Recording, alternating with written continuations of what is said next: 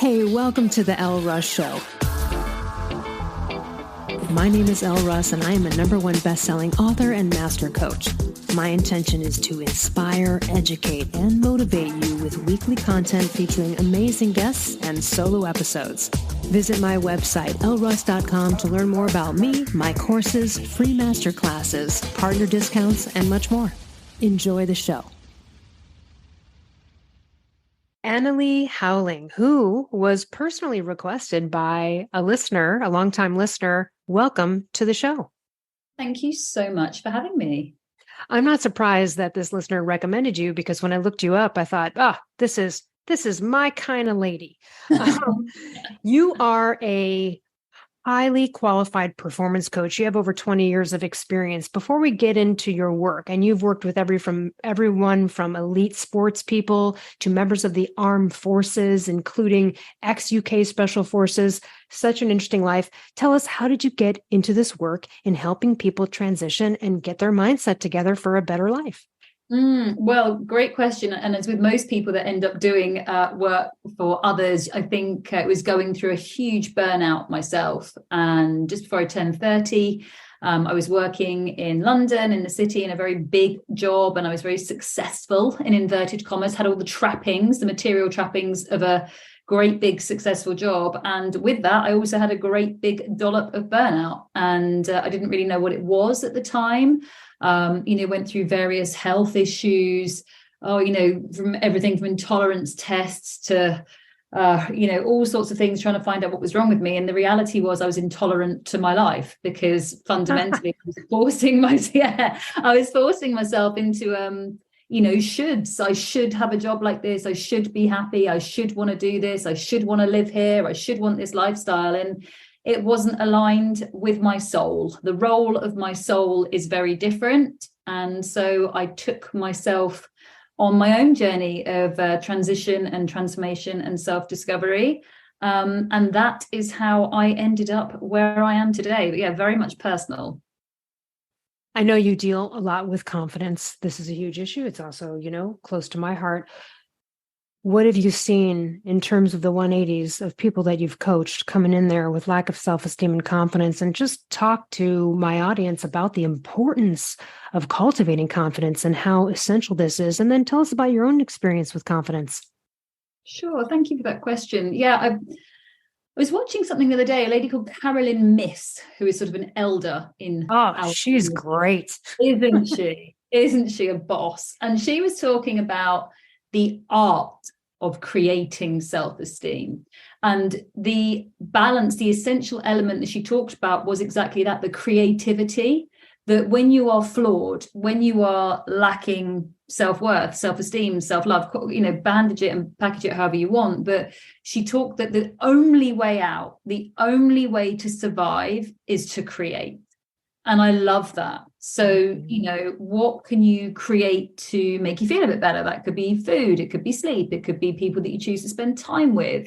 What can I create in my environment, for example? And then what can I actually create that might make a step towards the future that I want? Is it reading a certain book, listening to a podcast, going on a course, doing things that are nurturing your soul's calling? And then, maybe some genuine creativity, whatever that means to you, whether it's art or time in nature or just whatever's going to elicit that creativity. And it really struck a nerve with me, kind of coming on to some of my own experiences, because I know now, having had such a drastic burnout, and it really was, it affected every area of my life.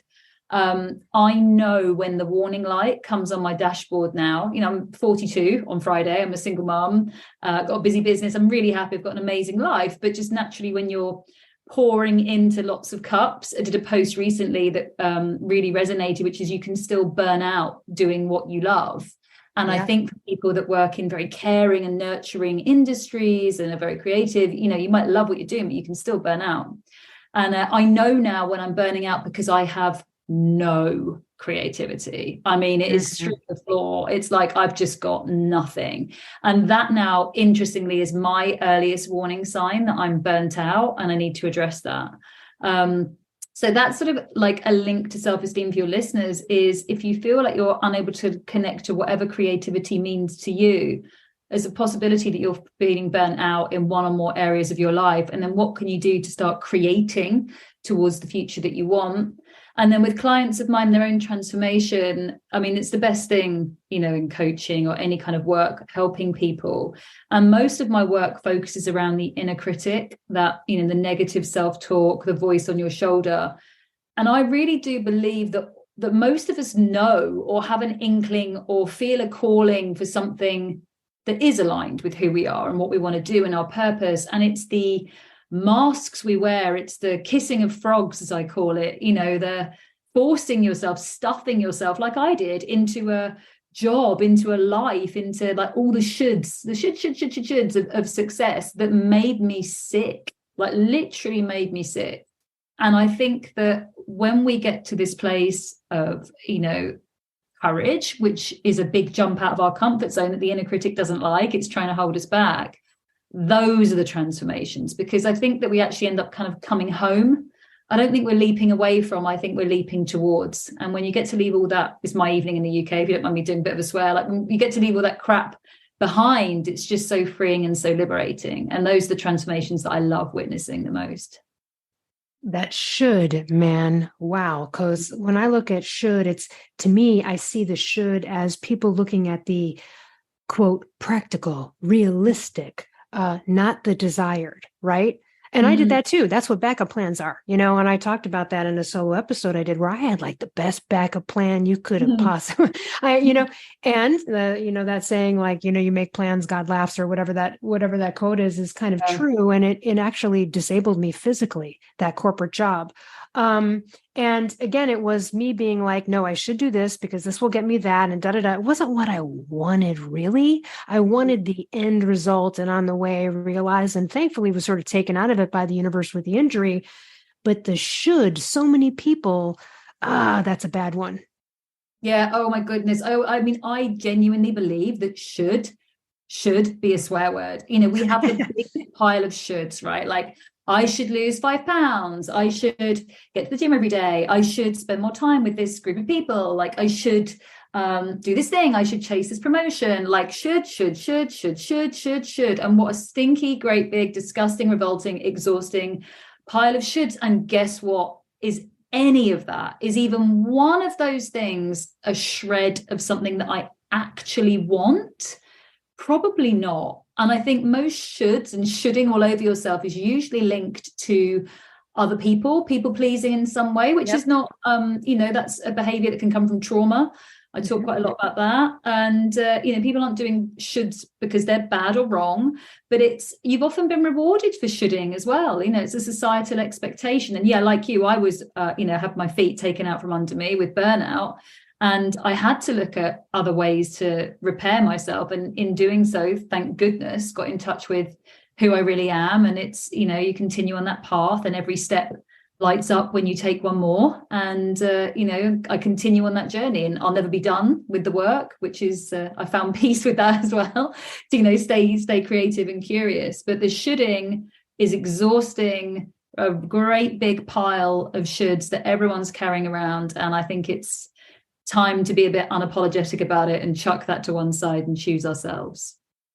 On that notion of should, it jumps right into sort of self-imposed limitations, which you're really good at assessing, sussing out. Let's talk about some of the self-imposed limitations that might resonate with people listening, you know, that you've heard from clients, heard from people over the years, classics, and maybe ones that we haven't, so that people can go, ooh, you know, maybe that's me. Shit.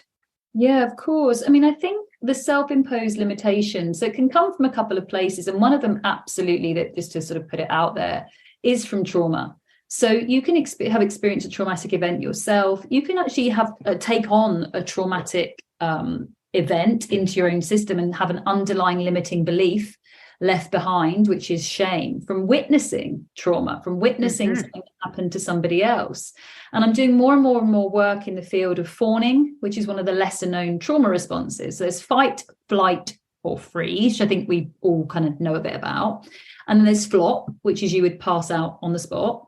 And then there's fawn. And fawning is much less discussed, but I think most of us at some stage have had to fawn. I grew up in a household with a very violent father. So I was young and it was a violent upbringing, and obviously had a lot of trauma from that, but I couldn't get my basic needs met outside of that home. I wasn't able to get any help for myself. So I had no choice but to fawn, to try and please this perpetrator, my persecutor, to keep me safe. And that happens a lot. I mean, that can happen in the workplace. You know, you've got bills to pay, you've got a mortgage to get. Like, you and I are in jobs we didn't like, but I've got a narcissistic boss. I'm sure we've all had one of them, you know, but I've got to kind of fawn, even though I know this person's treating me appallingly. And it's a really toxic environment. A lot of athletes I work with, I'm sure a lot of your listeners and, you know, people that have experienced injuries, like that can come up a lot as well in very competitive environments. It can be quite toxic, but we need to be connected to the system, or we feel we do. So we fawn, we, placate and play along with these people or these environments that we know are doing us some harm. But in that moment, we don't think we have another choice. And so what that can do is it leaves you with an underlying limiting belief or a self-imposed limitation, and that's shame. And shame has its own special language, and shame is always I am.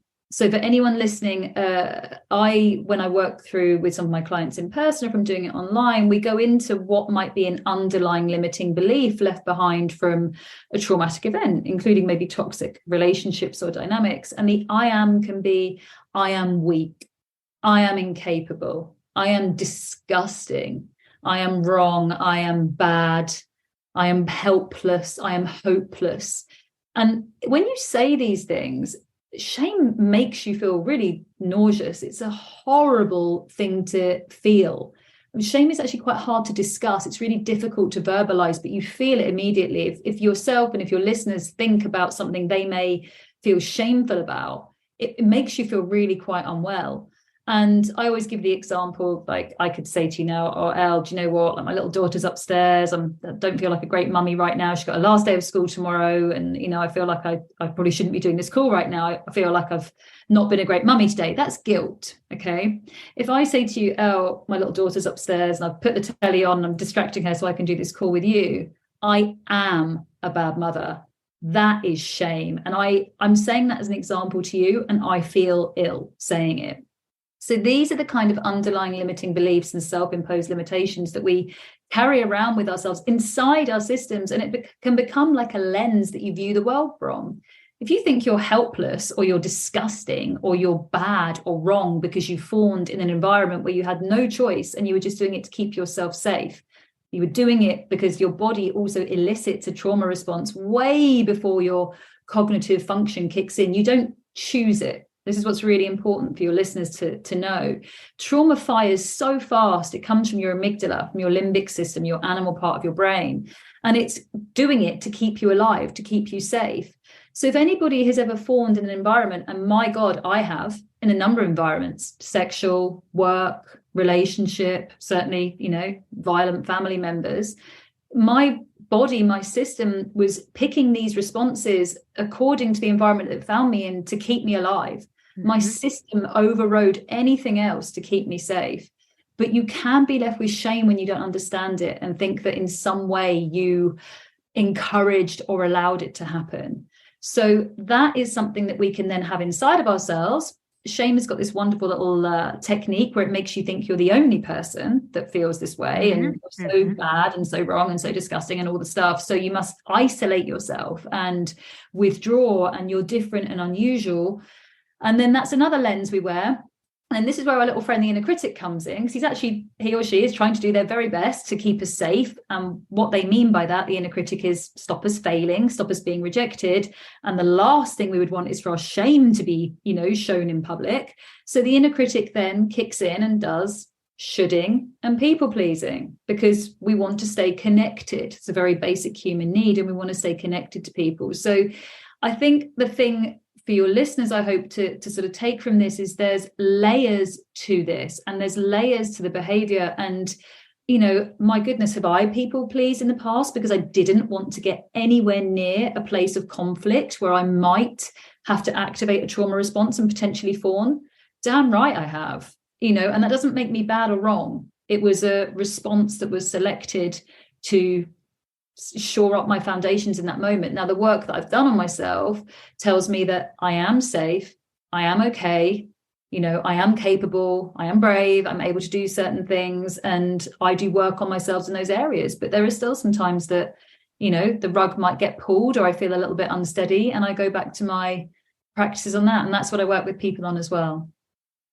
I'm so glad you brought up the shame. So a lot of my listeners who've read my second book, Confident as Fuck, I have a chapter in there called Shame Disables Confidence, because even though I am an ultra confident person, there was an area of my life which I was so shameful about. I was so ashamed of my physical disability, appearing weak as an alpha female, that it affected and basically disabled any level of vulnerability and connection, which kind of kept me on the outside and hurt me in romantic relationships. And so, as I say in my book, and I'll say to the audience now, you can have all of the areas in your life, be confident, self-esteem. And if there's one little area over there you're trying to shuffle over under the rug, it's going to fuck up something. Because I thought I could just shuffle that under the rug over there, but the other thing about shame that was tough for me, is every time I would express to someone, and it almost makes me choke up thinking about it back in the day, because I would choke up talking about my situation, and someone would be like, I don't know what you're ashamed about. You don't need to be ashamed. Like, it's not your fault you got injured, and that is well-meaning. I get what they're trying to do, but whatever I have explained to several people over the years is, hey, when you say that, I know it's well-meaning, but what I interpret it as, you're ridiculous for feeling shame. And then that only drives it further. So if you guys are out there and you have someone who expresses that they're ashamed about something, even if they have 3 unsightly moles on their back and you think it's ridiculous, please don't discount it. And please be careful not to say something like, oh, well, you shouldn't be ashamed. And you know what I'm saying, Annalie? Because people are well-meaning, they don't mean that. But that was an issue for me. And then it would only drive me further to go, well, now I can't talk about it. Because every time I bring it up, people are like, I don't know why, that's ridiculous. Why would you be? And I try to tell people, it doesn't matter if you hit someone and kill them as a drunk driver 20 years ago and you're still ashamed about it, or you got 3 moles on your back, no one sees you're ashamed about it. It doesn't matter, because you have shame and you need to get flat with that. And it wasn't until I dealt with that shame, and you don't need to do a Facebook Live or write a chapter in it, as I say, but once you get flat with it with a coach or someone else where you have no shame about your shame, whether internally or externally, wow, it changed my life. And, here I was barreling through thinking that this area I could just kind of always keep, shuffled there. And it was starting to bubble up and it was affecting my romantic relationships. And I realized that until I decided and could be vulnerable and open, I would never find someone that was also vulnerable and emotionally available, because I needed to be. And that's what shame fucked my shit. That's how it screwed me up. But, the work was tough. It's not fun. Oh, I'm so glad I did it. Best thing ever. And now I don't have any shame about my shame, and I could talk about my disability all day long. And, before I could barely have a conversation and get 3 words out before I would be sobbing, crying, because I just was filled with shame. So it's amazing hearing you speak about that. Thank you so much for sharing that. It's just so powerful. And a really important point not to minimize, because if someone's brave enough to say the thing they feel shame about, please don't sort of, even well-meaningly, as you say, like discard it or minimize it. Because for someone to be able to bring that up, for someone to be able to feel safe enough in your company or want to express anything they feel ashamed about, I mean, that's a big deal. So just hold some space for it. You don't have to solve it. Just be there to hear it, really. And there's so much language about shame. It's used so intermittently. Oh, that's a shame. Oh, they can't make it a shame. I say to everybody, and I don't know if you use it in the States, but in the UK, shame on you. Mm-hmm. And like, that is a horrible thing. Never wish shame on another person, because I think we've all, if anyone's ever had it and suffered with it, and I had the same thing. I had it when my marriage was breaking down in particular, and on the outside everything appeared really perfect, and my ex and I get on brilliantly and we co-parent terrifically and he's great, but that's taken a few years to get to that really comfortable, happy space. But during the breakdown of my marriage, especially when I wasn't actually ready to say the deep shameful thing out loud, and hearing you talk about all the things going under the rug, there was no space under that rug. It became to the point that you couldn't sort of walk the living room because there was so many things under that rug. So I just ended up, trying to not go there or do something else or just avoid. And then there's the human doing, which is, I'll go and there's always something to do. I'll go and put a wash on. I'll go and do some work. I'll go and write this thing. And Dr. Harville Hendricks, which is he's wonderful. I don't know if you've read some of his work. He talks in great detail about relationship, but he talks about exits that people take in relationships. And, there's maybe ones that everyone would think is like cheating or stuff like that. But an exit can just be busyness, like, I'm working, I'm going to the gym, I'm catching up with this friend, I'm helping someone out with an errand, I'm going to do this thing, and basically you're just exiting from the relationship or the system or the big shameful, gross, stinky thing that you're trying to avoid that's like, sweeping under the rug. And I did a great job of avoiding it. And I think a lot of us do until, as you beautifully say, you're at the point where you go, I can't carry this anymore. And I don't want to. And, that was affecting me, definitely my health. It was 100% showing up in my health. And as soon as I opened up my big bag of shame and just started speaking it, I remember the first conversation I had with one of my best friends, and we were away on a weekend in Vienna. And she asked me how I was. And what I would do is I would really quickly always be like, oh, yeah, I'm great, babe. How about you? Tell me about you. Right. Deflect immediately. Yep. Get out. Guess what? I'm a coach. So I'm really good at questions. So even better for me, just keep asking big, powerful questions and get someone. And you can just chuck the hot potato to someone else and let them speak. But I actually was like, no, I'm going to say how I really feel. And bless her, she burst into tears and she was like, I'm so sorry. I'm so sorry. I didn't know. I'm so sorry. I didn't ask. I'm so sorry that, and I said, darling, I wasn't ready to share it.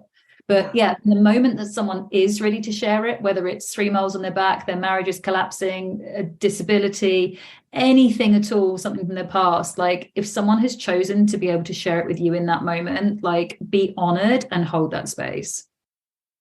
And just know that, if you're out there listening and you've got someone in your life, just know that any sense of shame, whatever it's about, whether you think it's ridiculous or not, is a sense of unworthiness. And that's right. That's what really needs to be pinpointed, not the I don't know why you feel you shouldn't be ashamed.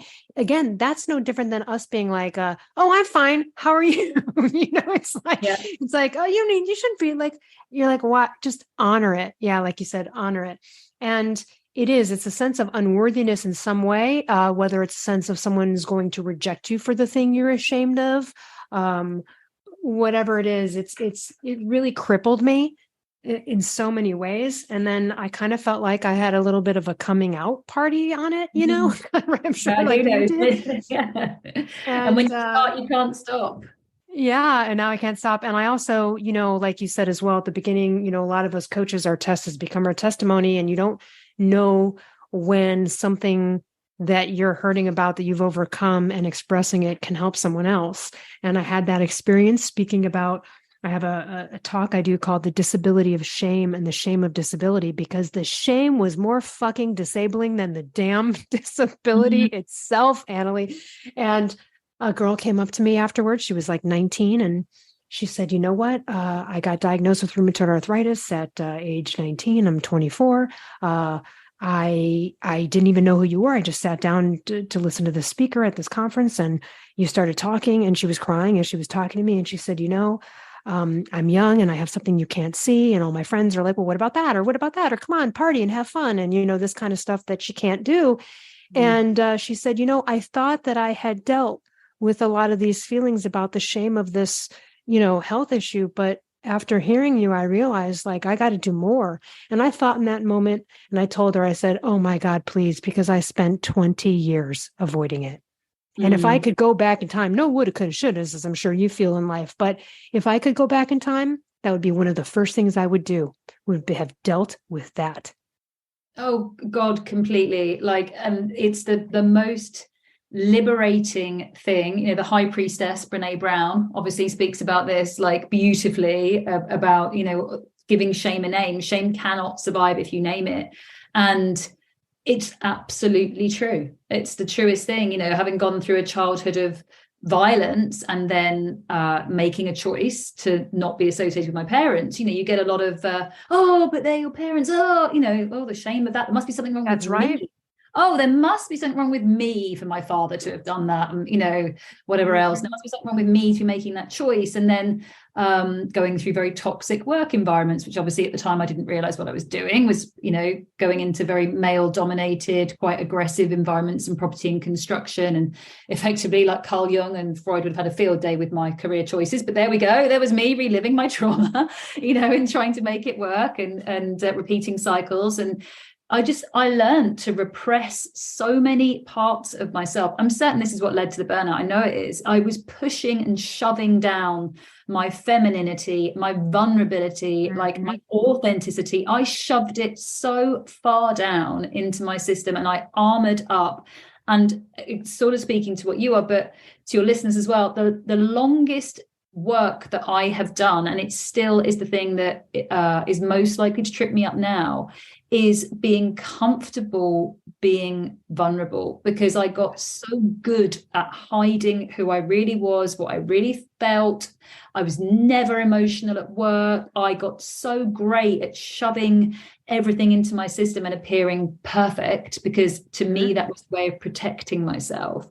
And that has been the biggest period of undoing. And yeah, again, no coulda, woulda, shouldas, but that would be the thing that I would just not start repressing and hiding, because it's my superpower. It's absolutely my superpower. I want to point out something you kind of alluded to earlier, but I want to just clarify, which is, you know, a lot of the shame can come from trauma, right? But it can come from, and I just want to point that because you kind of glossed over it, but it can also come from, like you said, like working for a bully for several years, even if you're an adult. So let's say you don't even have childhood trauma, right? But you're working for some bully, you're walking on eggshells, that can put you in a place where even if you stop working with that person, you've kind of carried that with you, you know? And so you can carry a pattern even from a traumatic thing like a workplace thing as an adult, even if you didn't have childhood trauma. So if you're out there, just think, you know, is there some area in your life where there might be some trauma? Are you a people pleaser? Is it because of a parental thing, or is it because of something that happened 2 weeks ago? You know, so sometimes people don't recognize trauma, right? As that we think, oh, you have to be beaten when you're a kid or get in some horrible accident, or no, sometimes they can just be, right, toxic relationships, like you mentioned. So I think that's a good place to look. I know you've had so many 180 success stories. I'd love to hear some of the ones that stand out to you that would resonate with our audience. Just things that come to mind of all the people you've coached, where they just really turned their life around. I mean, the ones that are standing out, if you're happy for me to talk about it, are probably quite traumatic. So I don't know if you're happy for me to go down that path. Absolutely. Okay. I think in the service of your audience and what we've shared so far, I'd like to go that way. So I deal with quite a lot of sexual assault cases. And I have a technique that I use to reprocess the event for the individual. Just be careful what I say, obviously. So there was someone that I work with who it was the most horrific thing I've ever heard. And I've heard a lot of things, you know, that are quite harrowing. And I mean, it was something that I almost couldn't believe would be possible in the world, you know. And this individual was just absolutely incredible. It was very much, unfortunately, premeditated, completely planned. There was no two ways about it. It was actually would have been somebody else, and it was this person was in the wrong place at the wrong time. So we were working through some of the worst moments in the event. That's what I have to do with the EMDR work that I do, which is eye movement desensitization reprocessing, for anyone that may have had that kind of work or been looking into it for trauma. And it was when you go through and do that work, you have to pick out the worst moment. And as you can probably imagine, and some of your listeners, and I'm sure this is resonating very deeply and painfully for a lot of listeners as well, the worst moment in that instance is obviously very harrowing. And this person actually thought they were going to die as well. So there was a moment when they surrendered, when they fawned. And that for them was the worst moment. They thought they were going to die. They thought physically there could be no more. And in that moment, they fawned. So they if you like, acted out the fawn trauma response. Now, remember what I said about fawn trauma response. Trauma is selected for you. So this person said, I thought I was going to die. I didn't think I could sustain physically anymore. And so their body selected fawn. And fawning in that instance looked like encouraging the right. Yeah. And you can feel guilty about that and shame later about that. Yeah, because you just want it done, right? And you think you're going to die. So you just think, well, if maybe I've tried everything else, I can't run, I can't leave, I can't fight them off. So fight, flight. If I freeze, that's not going to help. If I pass out, well, I think that's going to happen anyway. That's what I think is coming next. The only one left in my armory is fawn. So that is what happened. But the shame that this person carried around from that moment, which I think everyone listening would have done exactly the same thing. I think I would have done it sooner, to be honest, like, just anything to get yourself out of that environment. And when I explained the trauma responses, when I explained, obviously, very much in detail, which I'm sort of trying to manage in this example, but when we went through in detail what was happening and what had happened and how, this had been selected for them, the relief, the emotion, the change, how their life has been different moving forwards, being able to be with, being sexually active with a beautiful partner that they have now. It was that gave me goosebumps, because that that's the toughest transition right there, to go into something after that. Yeah, completely. And the bit that was going to be carried around from all of that, I mean, and truly, like I say, it was horrendous at every level and very much premeditated.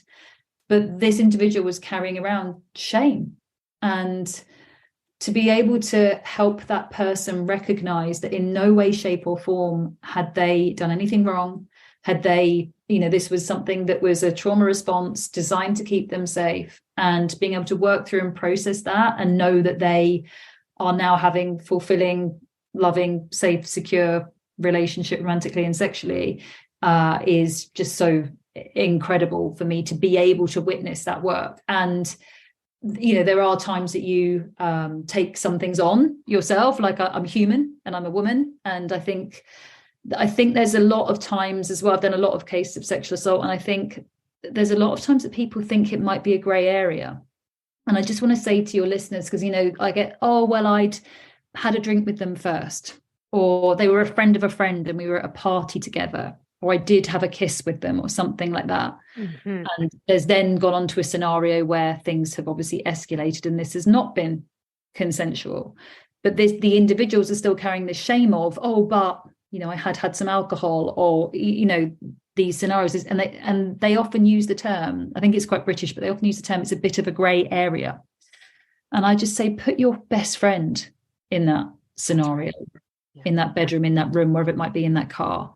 Put them in there and you tell me if they asked for it, or you tell me if that's a grey area.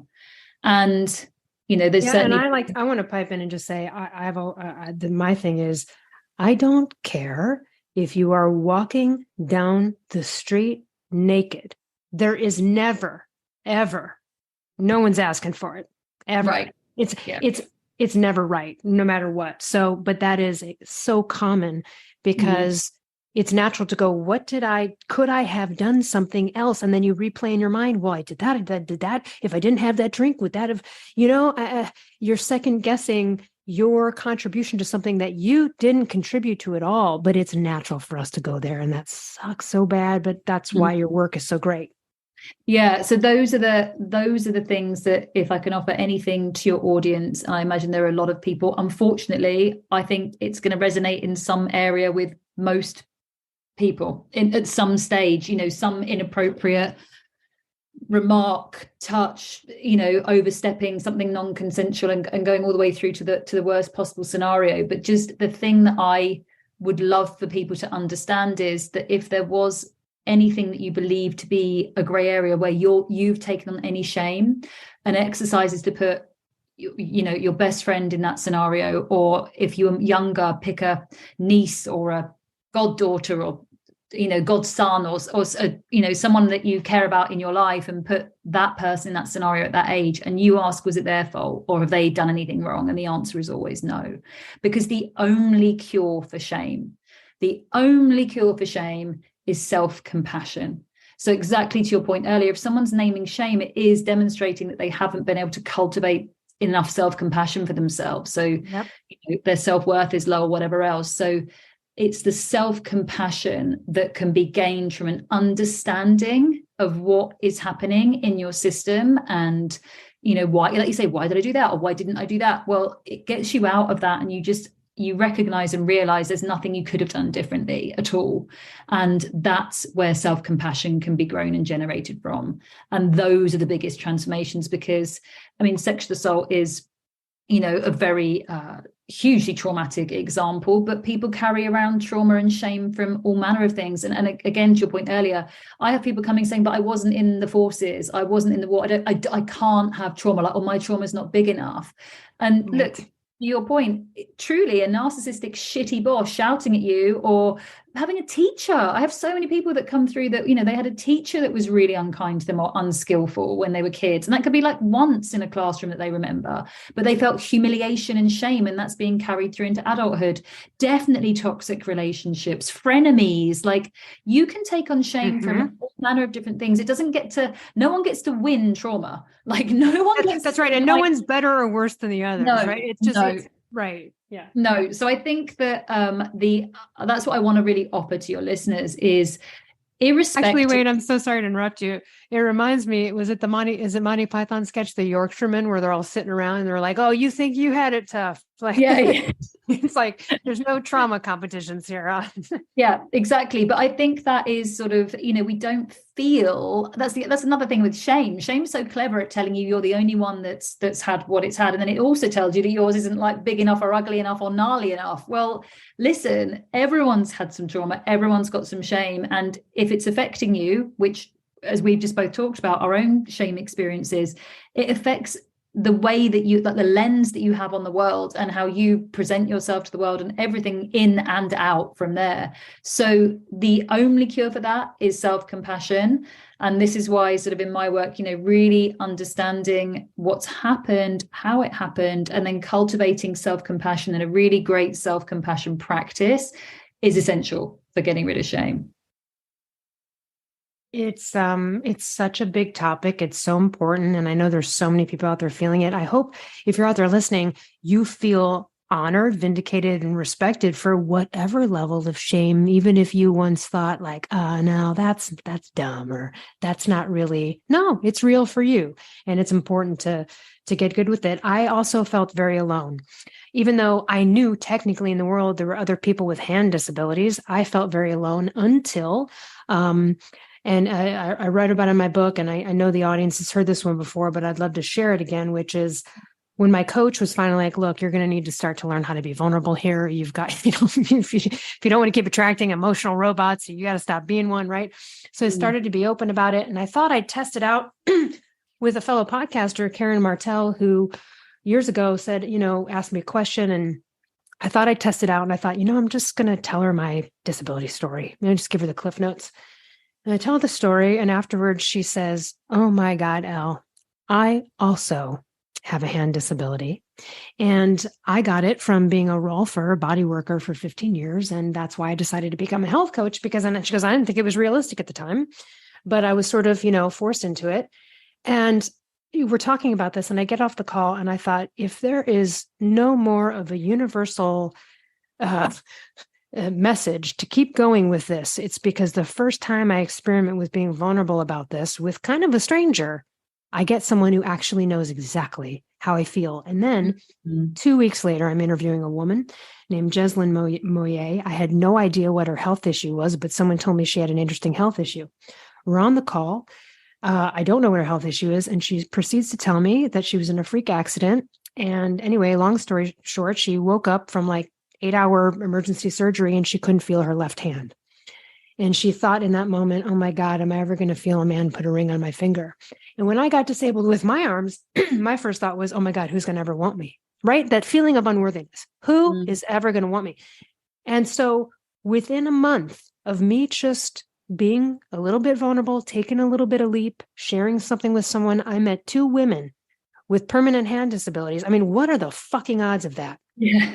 Yeah. Like if that wasn't, you know what I mean? The universe. And I felt instantly less alone and commiserated with them on, oh yeah, this and that. And yeah, what about that? Or, the things that people only with hand disabilities would know. And so I welcome, I really just everyone, if you're not motivated today to get into a group, to get a coach, call Annalie, whoever you need to talk to get good with this, or commiserate with other people that are feeling the same thing, because you're not alone.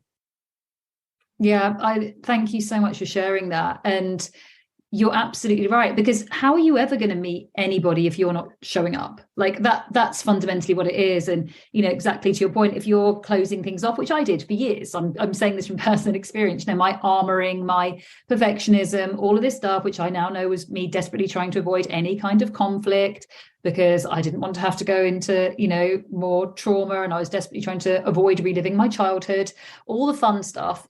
I was pushing everything down into my system, making myself sick, but I was also denying myself real connections. So, a lot of my friendships have changed for the better.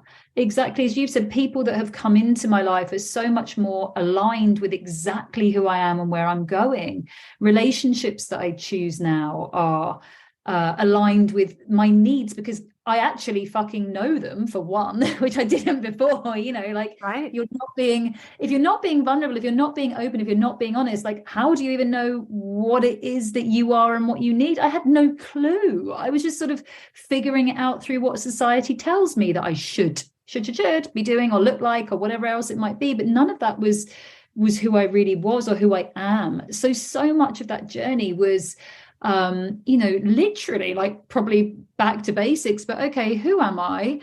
What is it that I need? What is it that I like? And then being really like unapologetic about that. I think you get to a certain age as a woman as well, and like being a mother for me, and going through divorce, all that sort of stuff. And I also just don't have the time to not be really authentic now.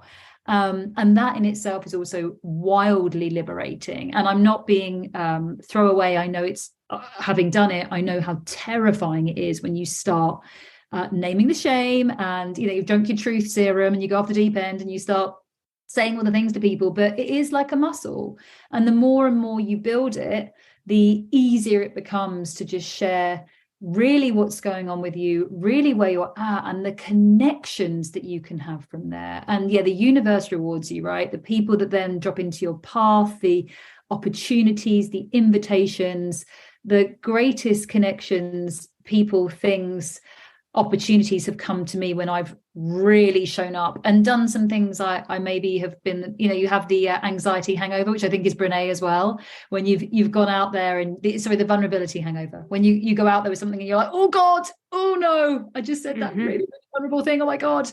And then you have to sort of sit with that for a while and become comfortable. But again, the more and more you build that muscle, the easier that becomes. And the more you build the self-confidence and the self-esteem, you start to give zero fucks about what people think about whatever it is. And that is an internal thing. And look, it was tough for me. I shed a lot of tears, as I'm sure a lot of your clients do. It's not fun, but what's fun is the end. The end result of getting beyond it is really, truly fun. And, that's why I think I'm sitting here going, oh man, if there was one thing, right, that I could go back.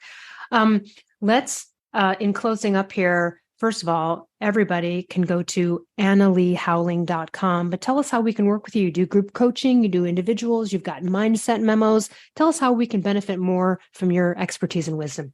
Oh, thank you so much. So, I'm just about to launch a YouTube channel, which I'm super excited about. So there's a lot of longer form video content on there about the trauma responses, fawning, people pleasing, relationships. So all the things we've kind of touched on today are going to be available on YouTube. I have my newsletter, the Mindset Memos, that you very kindly mentioned. That's linked up, I think, on my bio on Instagram, but also on my website, AnnalieHowling.com. Instagram is the biggest social platform. That's at Annalie Howling is my handle. And I also have TikTok. We're going to be doing a new coaching program, which is going to launch in the fall. So people sign up for the Mindset Memos. That's where everyone finds out about everything first, where there's going to be trainings and people can go through training themselves and really unpicking and understanding all of these things that I've talked about and a lot more, and just really everything that I learned the hard way, I'm going to try and, like we say, wouldn't go back. But if I did, I want to equip someone with the map and the compass. And that's what I've created. I love it. I love your work. And I'm so grateful for you to come on and share it with all of us. Thank you so much. And to everyone else, we'll see you next week. Thanks so much, Annalie. Thank you. Hey, listeners, over the years, a ton of companies have approached me to collaborate, but I will only promote companies whose products I believe in and that I actually use and consume on a regular basis. So let me tell you about some of my favorite companies that I can offer you discounts for. Rep Provisions, an amazing company doing incredible things for our planet, topsoil, and animals with regenerative agriculture. And it's my #1 source for quality pasture-raised meat and chicken. Visit repprovisions.com and use code L15 for 15% off. I'm also obsessed with a company called Carnivore Crisps. They make a lean, all-natural, and delicious alternative to conventional snacking, made with just real meat and real salt. Totally addictive, and my favorite ones are the beef brisket and the ribeye. Visit carnivorecrisps.com and use code PALEO10 for 10% off. I also love and regularly use Paleo Valley products. They make amazing supplements and delicious paleo products. I use the superfood greens powder, grass-fed beef sticks, the organ complex, and their bone broth bars. I love the lemon and apple. I also use their essential C complex and more. Visit paleovalley.com/promos/Elle Russ for 15% off. I also love Primal Kitchen. They make delicious paleo-approved, gluten-free, grain-free, soy-free, and no refined sugar products. And I use them daily, from their collagen powders and sauces and marinades to their avocado and olive oil. So good, so healthy. Visit primalkitchen.com and use code L10 for 10% off. I also love paleo powder and use it almost on everything I cook. They make incredible seasoning blends, and they also have these incredible grain-free coatings that feel just like crispy breadings that you would have had prior to knowing that there's another way. So visit paleopowder.com and use code L15 for 15% off.